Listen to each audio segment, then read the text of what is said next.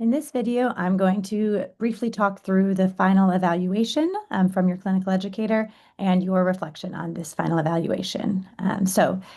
You see here in front of me this document that explains, kind of gives an overview of what this is and the different components you'll be submitting for your final evaluation, and then a rubric that shows what we'll be looking for in your reflection. So first, remember to submit your internship hour log, which should be a minimum of 45 hours in which you were actively instructing multilingual learners. Make sure that's signed by your clinical educator. And then your clinical educator will be completing a final evaluation of your performance. So if you click on this, it will take you to this document. And this document is aligned with all of the standards of the TESOL International Pre-K-12 teacher preparation standards that you are well familiar with now in this program. And your clinical educator will be evaluating you across each of these different standards and substandards. So you can see here, they're all listed, and then your CE will be identifying you as approaches, meets, or exceeds in each of these areas. There's a place for them to provide some comments where they can talk about specific ways that they saw you engaging with some of these different components or places where they see there's still room for growth. So as you can see there's another one around cultural sensitivity, and further below around content knowledge, lesson sequencing, especially, et cetera. And at the very bottom, this is where they will say if they recommend you for certification, they'll sign this document and then provide any additional comments about strengths or weaknesses that they didn't capture in this evaluation. So this should be you as the student will need to upload this to Brightspace with your internship log. And then you're going to write a brief reflection on your final evaluation scores and your clinical educator feedback.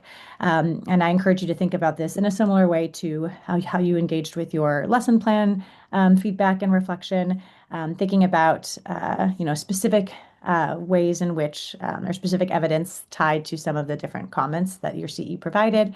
But what's different about this one is we do want you to think about kind of the entire internship experience as you're reflecting. So you're thinking about, as it says here, how your practice has evolved throughout the internship from observation 1 to observation 2 to the final evaluation.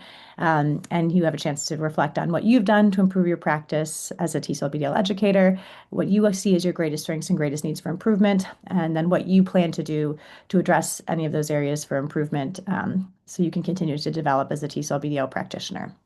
Again, please be sure to provide supporting evidence from the internship experience as you are reflecting, specifically related to any areas where your clinical educator identified that you were still working to improve. And of course, evidence for areas where you are exceeding is also welcome. But if you did have anywhere where you were meets or approaches, please provide some explanation or reflection on those areas in particular. All right.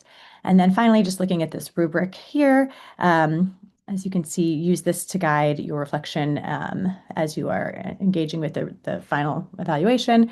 So thinking about to the extent that your reflection is actually tied to what your clinical educator shared with you, connection to the feedback and evidence, meaningful reflection on learning, identifying evidence-based ways that you plan to continue to develop and improve your practice, and again, clarity of response.